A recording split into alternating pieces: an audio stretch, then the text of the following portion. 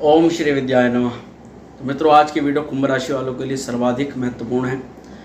अगस्त के महीने का राशिफल कुंभ राशि वालों के लिए कैसा रहने वाला है। अगस्त का महीना आपके फर्स्ट हाउस के लिए, यानी आपके शरीर के लिए, आपके रोग के लिए, आपके धन के लिए, कुटुंब के लिए, आपके परिवार के लिए, आपके प्रेम प्यार विद्या भाव के लिए, स्टूडेंट्स के लिए, विवाह के लिए, आपके करियर के लिए और आपके खर्चे के लिए, इनकम के लिए, सभी क्षेत्रों पर हम बात करेंगे।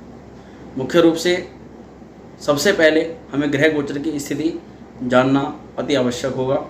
उससे भी पूर्व मैं आपसे अनुरोध करता हूं कि जो भी माँ श्री विद्या त्रिपुरा सुंदरी शक्तिपीठ मंदिर के यूट्यूब चैनल पर पहली बार आए हैं, वे चैनल को सब्सक्राइब करके बेल आइकन को जरूर प्रेस कर लें। और जो भी जातक अपनी जन्म पत्रिका का परामर्श कराना चाहते हैं, वे नीचे दिए गए नंबर पर व्हाट्सएप मैसेज या कॉल कर सकते हैं।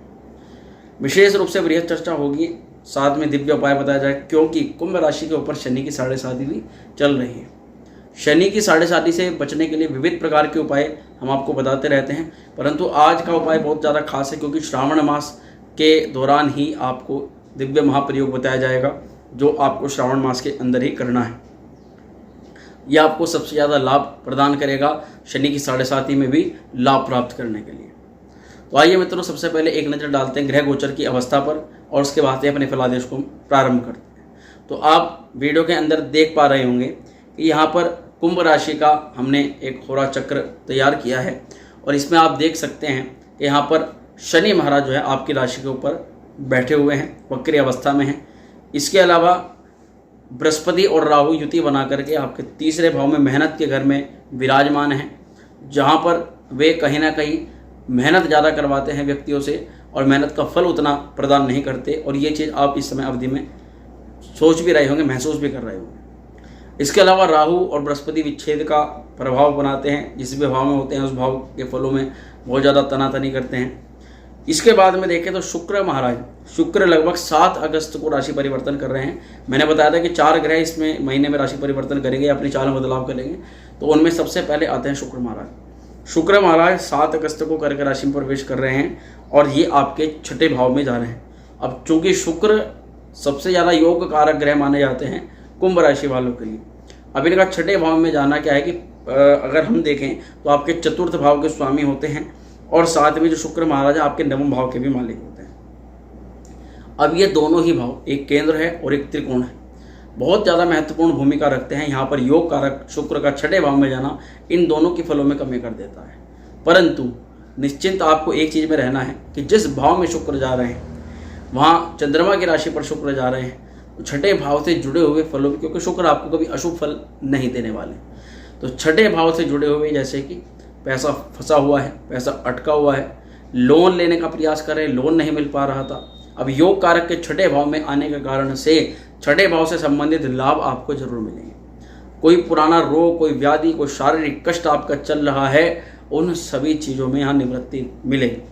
परंतु क्योंकि शुक्र कई प्रकार के योग कारक ग्रहों में से है, जैसे आप फिल्म इंडस्ट्री में हैं, आपका सौंदर्यकरण सामग्री का कुछ कार्य बिजनेस है, स्त्री प्रसाधन का कुछ किसी प्रकार का आपका कार्य है, सौंदर्यकरण का कार्य है, पर्यटक स्थल पे घूमना फिरना, कपड़ों से संबंधित किसी प्रकार का आपका कार्य है, यानी कि मुख्य रूप से शुक्र के जितने भी बिजनेस हैं, उन सभी बिजनेस में थोड़ी सी कमी यहाँ पर हमें जरूर देखने के लिए मिल जाती है, क्योंकि शुक्र ऑटोमेटिकली ही छठे घर में जा रहे हैं, गड्ढे घर में जा रहे हैं, तो वहाँ के फलों में कमी कर देते हैं। परंतु यहाँ पर पैसा फंसा हुआ, अटका हुआ, कहीं रोग है, व्याधि है, दिक्कतें हैं, उनमें समय पॉजिटिव परिणाम आपको देते हैं शुक्र महाराज। इसके बाद में हम देखते हैं कि 17 अगस्त को सूर्य जो है, जो कि आपके लिए सबसे ज़्यादा प्रबल मारक कहे जाते हैं, सूर्य महाराज, वे सप्तम भाव में यानी कि मारक भाव में ही प्रवेश कर रहे हैं।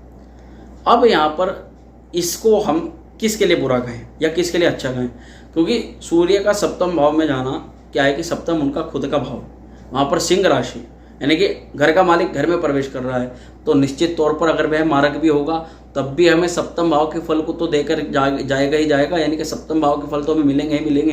तो सप्तम भाव किसका होता है? हमारी पार्टनरशिप का, हमारी मैरिड लाइफ का, यानी हमारे घरवाली का या हमारे घर वाले का या हमारे पार्टनर का, जो भी आप समझ सकते हैं।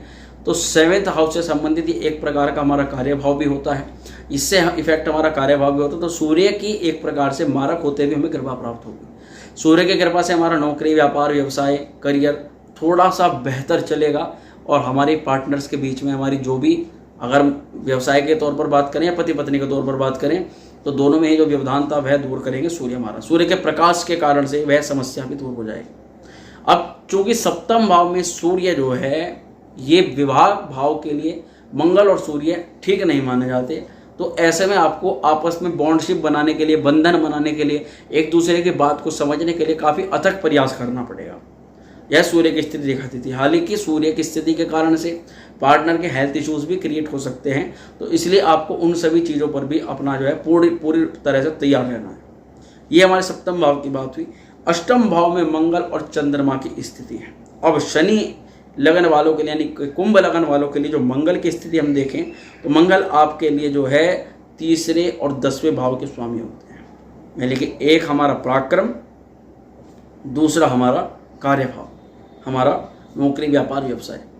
अब उसका अष्टम में जाने का क्या मतलब है? अष्टम भाव में हमारे कार्यभाव का जाने का यह मतलब है कि मित्रों, अब हम कार्य के लिए जितना भी प्रयास करेंगे, अगर हम 100% प्रयास कर रहे हैं तो हमें 60, 50, 70 ज़्यादा मैक्सिमम इतना रिजल्ट हमें मिलेगा।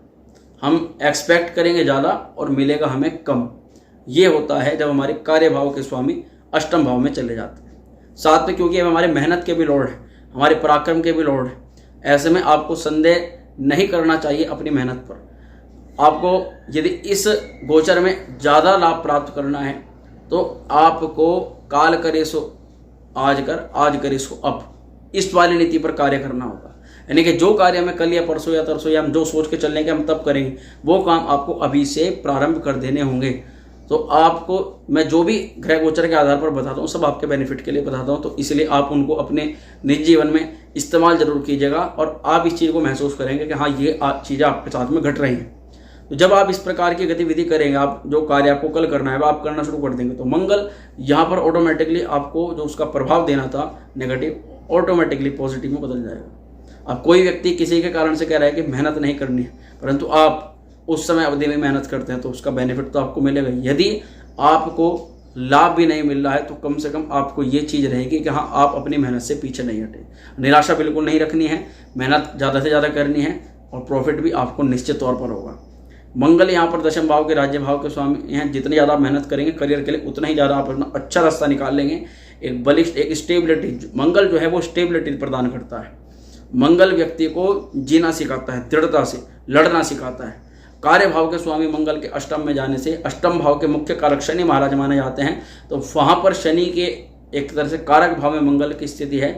आप बहुत ज़्यादा चुनौतियों का सामना इस समय अवधि में करेंगे और चुनौतियों को पार करने की सामर्थ्य भी आपको मंगल महाराज ही देंगे। ये सब कुछ ग्रह अवधि इस गोचर में कराने वाली है। मंगल की ये जो दशा है, इसके बाद में हम बात करते हैं तो आपके नवम भाव में केतु स्थित रहने वाले हैं और केतु का जो प्रभाव रहेगा वह आपके भाग्य को बहुत ज़्यादा प्रबल करेगा। भाग्य के लिए केतु की स्थिति कुंभ राशि वालों के लिए अत्यंत महत्वपूर्ण है, बहुत ज़्यादा लाभकारी है। यह आपके धर्म कर्म को बढ़ाएगी, पूजा पाठ को बढ़ाएगी और उसके प्रताप से आप अपने कई सारे कार्यों में मेहनत में सफलता हासिल करेंगे। जिधर एक तरफ बृहस्पति और राहु आपकी मेहनत में बाधा बने हुए हैं, उधर दूसरी तरफ केतु नवम भाव में बैठ करके अपना दृष्टिपात करता है तृतीय भाव पर, पराक्रम भाव पर। तो केतु के प्रभाव से मैं कह सकता हूँ, यदि आप पर केतु की दशांतर दशा चल रही है तो आपकी मेहनत में निश्चित तौर पर आपको सफलता मिलेगी। बृहस्पति राहु चांडाल दोष की निवृत्ति के लिए आपको बृहस्पतिवार के दिन केले के पेड़ पर जल चढ़ाना है, उसमें हल्दी एक चुटकी डाल करके आपको जल चढ़ाना है। ओम ग्राम ग्रीम ग्रोम से गुरुवे नमः मंत्र का जाप करना है। और राहु के लिए आपको प्रत्येक बुधवार एक मुट्ठी जो सिर से एंटी क्लॉकवाइज उतारकर बहती नदी प्रवाहित करके आनी है, वो भी दोपहर 12 से 1:30 के बीच, जब राहु काल आता है उस समय में। इसके बाद लाभ स्थान के स्वामी की यानी इनकम के घर की बात करें तो वहाँ के भी मालिक होते हैं बृहस्पति महाराज। और बृहस्पति, जैसे मैंने आपको बताया कि बृहस्पति राहु के साथ में तीसरे घर में है, यानी लाभ दिखते हैं, लाभ के स्वामी मेहनत से संपर्क कर रहे हैं। तो ये चीज़ यहाँ ये बृहस्पति डिनोट करते हैं कि व्यक्ति यदि मेहनत करता है तो बृहस्पति उसका फल उसको जरूर दे करके जाएंगे। हाँ, हालांकि राहु बृहस्पति के साथ में है तो कई चीज़ों में आपको हाथ में आया हुआ पैसा कभी कई बार निकल जाएगा और कई बार इनकम के स्रोत आते हुए आप दिखेंगे कि हाँ, इनकम आपके पास में आ रही है, काम आ रहा है, परंतु कई बार ऐसा व्यवधान उत्पन्न होगा कि अभी बीच में से काम छूट जाएगा। तो वह राहु के कारण से होता है। उसके लिए आपको राहु का उपाय करना ही करना है, वो मैंने आपको बता दिया। 12वें घर के भी लॉर्ड होते हैं हमारे शनि महाराज, और 12वें घर का मालिक जब लगन में बैठा है तो शारीरिक गतिविधियों को तो आपको ध्यान रखना ही है। शनि की 7.5 के प्रभाव में कुंभ राशि वाले वैसे ही हैं, सिर के ऊपर शनि महाराज आ जाते हैं, हर वीडियो के अंदर मैं कहता हूँ। तो इस अवधि में सबसे ज़्यादा अगर आपको कोई ग्रह बचा सकते हैं तो वे शनि महाराज हैं। ऐसी अवधि में आप हनुमान चालीसा का नियमित पाठ करें, आप सुंदरकांड का शनिवार और मंगलवार में पाठ करें। शनिवार को पीपल वृक्ष की जड़ के समीप सरसों के तेल का दीपक जलाएं। और सबसे दिव्य महाप्रयोग श्रावण मास के लिए जो मैं बता रहा था, उसमें आपको क्या करना है कि सरसों के तेल से संपूर्ण रुद्राभिषेक, रुद्राष्टाध्याय जो होती है, रुद्राष्टाध्याय से आपको संपूर्ण सरसों के तेल से इस समय अवधि में अभिषेक करना है। यह हर एक कुंभ राशि वाले जातक के लिए सर्वाधिक महत्वपूर्ण उपाय है, जो कि आपको श्रावण मास में यदि आप करते हैं तो आपको निश्चित तौर पर अभी नहीं, ये जो आने वाली जो ये 2 साल हैं, लगभग 6 महीने जा चुके हैं, ये 2 साल और हैं जिनमें आपको शनि सबसे ज़्यादा एक प्रकार से आपको प्रभावित करेंगे, उसमें आपको शनि बहुत ज़्यादा राहत दे देंगे। तो मित्रों, मैं आशा करता हूं कि ये वीडियो आपको अच्छी लगी होगी। वीडियो अगर पसंद आई हो तो इसको लाइक शेयर जरूर करें, और जो भी चैनल पर पहली बार आए हैं वे सब्सक्राइब जरूर कर दें। मां श्री विद्या आप सभी का कल्याण करें। ओम श्री विद्या।